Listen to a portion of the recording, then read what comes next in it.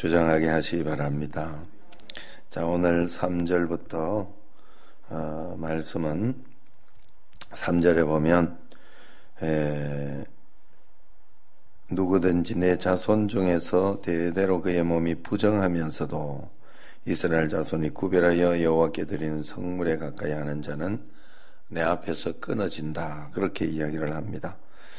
제사장이 몸이 부정한 상태가 되었을 때 성물을 만지면 안 된다 하는 그런 뜻입니다. 몸이 부정하다는 것은 부정한 것과 접촉했다 하는 것을 의미합니다. 그러므로 부정한 것과 접촉했다는 것은 죄를 상징하는 거예요.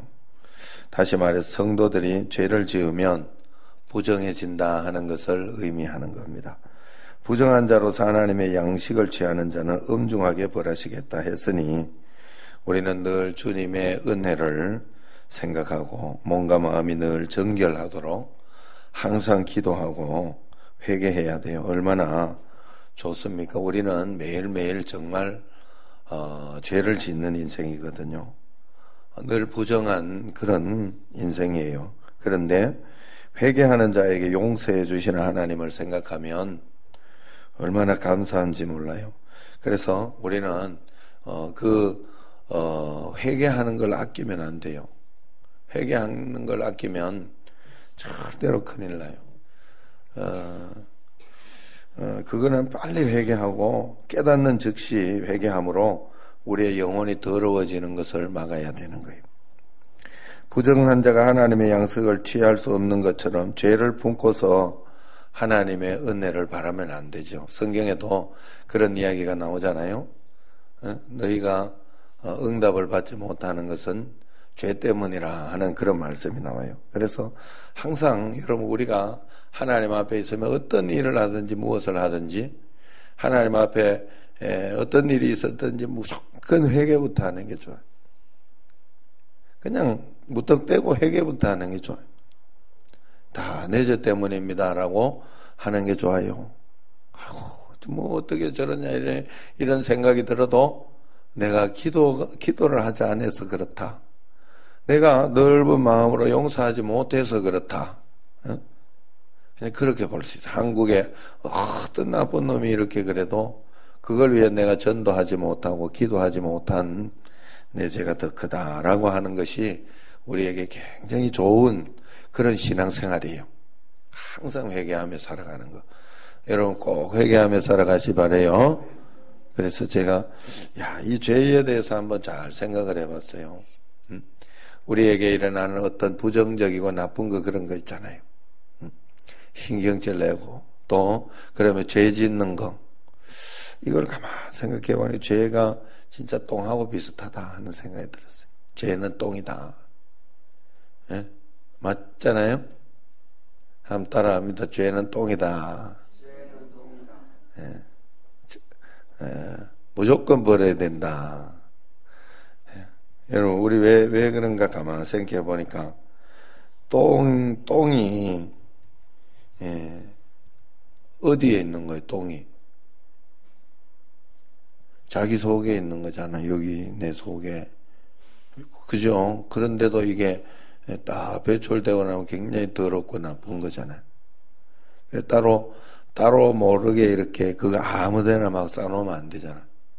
그죠? 따로 분명하게 이렇게 구분해가지고 따로 이렇게 보이지 않는 곳에 그리고 딱 버려야 하는 곳에 버려야 되죠? 지 건데도 지가 갖고 다니는데도 여러분 지 속에 다 하나씩 있다니까 지금. 에? 내가 죄 짓고 나쁘게 하고 그거 전부 내 속에서 나오는 거죠. 결국 내가 관리하지 못하고 내가 처리하지 못해서 문제가 되는 거거든요. 우리가 살아가면서 이게 뭐라고 하나님은 굉장히 우리의 마음 우리의 어떤 그 중심을 굉장히 중요하게 보잖아요. 성경에 보면 전부 그 이야기잖아. 전부 그 이야기야. 그게 뭐라고? 누가 본다고? 누가 안다고? 나만 아는데. 나만 알고 마귀가 알고 하나님이 알고 요 세 개밖에 없잖아요. 다른 사람한테 충분히 아닌 척 이렇게 잘 믿는 척 할 수 있거든. 그런데 그게 안 돼요. 하나님 앞에 다 드러난다고요. 예. 그러니 우리가 하나님 앞에 그 훈련을 꼭 해야 돼요. 정말 그래 이게 얼마나 깨끗하게 치울 수 있는 게 깨끗하게 치울 수 있는 게 회개. 야, 이 좋은 걸 내가 이렇게 아끼고 있으면 안 돼. 그 하나님 앞에 내가 알고 지은 죄 모르고 지은 죄 많습니다. 정말 내가 모르는 것도 참 많다고 합니다. 그리고 내가 생각해도 많습니다. 나는 잘한다고 이렇게 했는데 설교하면서도 이렇게 잘한다고 눈을 부라리고 이렇게 봤더니 목사님 날 째려다 볼까 이러면서 시험 드는 사람도 있어요. 그 나도 모르게 이렇게 어떻게 하겠어요?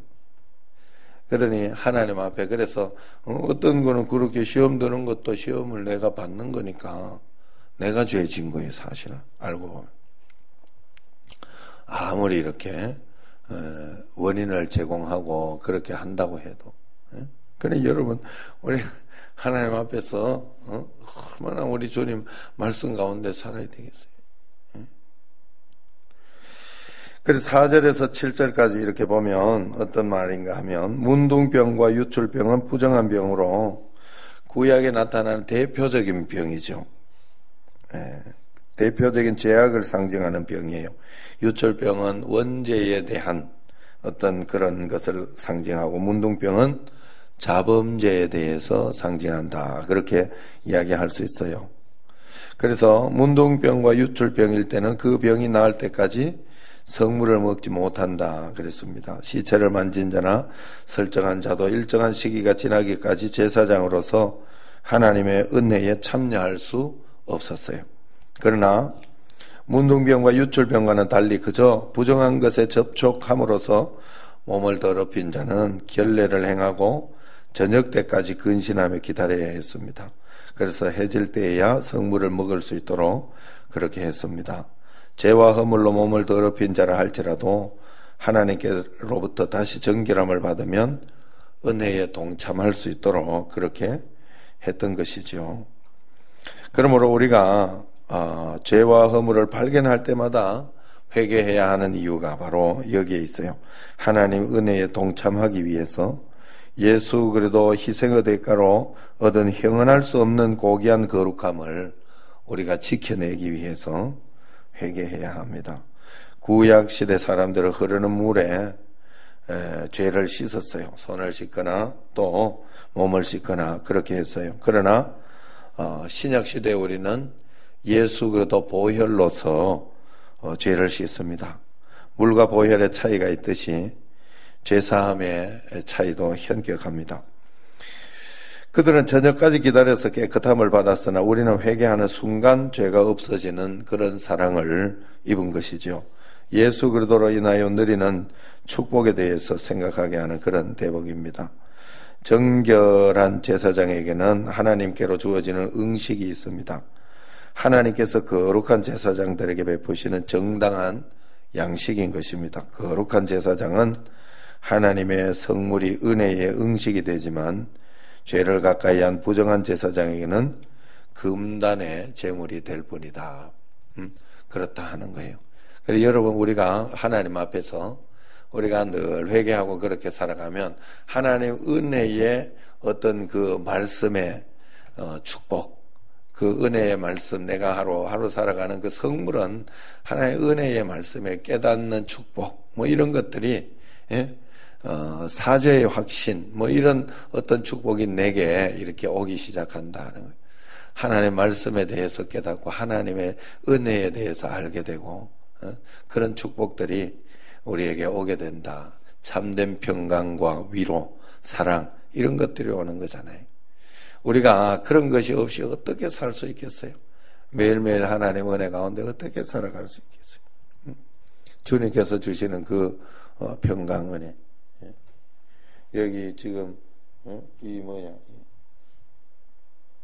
이 보니까 이게 받침대를 아주 이쁘게 잘 만들어 놨어요. 다 주일날 만들어 놓고 영어지선에 받침대 보셨냐고 이러면서 저한테 이야기를 하는 거예요. 그래서 봤다고. 기분 좋으니까 이제 이야기하는 거예요. 기분 좋으니까. 본인이 하고 나서 이제 그죠? 다 이렇게 은혜로 이렇게 은혜의 선물.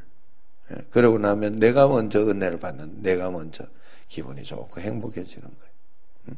볼 때마다 또 이렇게 봉사하고 이렇게 저도 이거 지금 예정이 걸로 이렇게 해놓고 나서 볼 때마다 굉장히 기분 좋은 거 잘 모르겠죠? 기분 좋아요. 이렇게 잘 살니까 좋고. 그래. 하나님 앞에서 여러분들이 늘 그런 마음 가지고 주의 은혜의 성물로 우리는 살아간다. 육신적인 걸로 살아가는 거 아니에요. 절대로. 다리 아파도 하나님이 은혜 주신 것으로, 몸이 좀 이렇게 여러 가지 아파도 하나님이 은혜 주신 그 힘으로, 능력으로 살아요. 그래서 언제나 그 은혜의 성물을 먹을 수 있도록 여러분들이 늘 회개하고 주의 말씀 가운데 살아가는 여러분과 저가 되기를 주의 이름으로 축원합니다. 기도 같이 하겠습니다.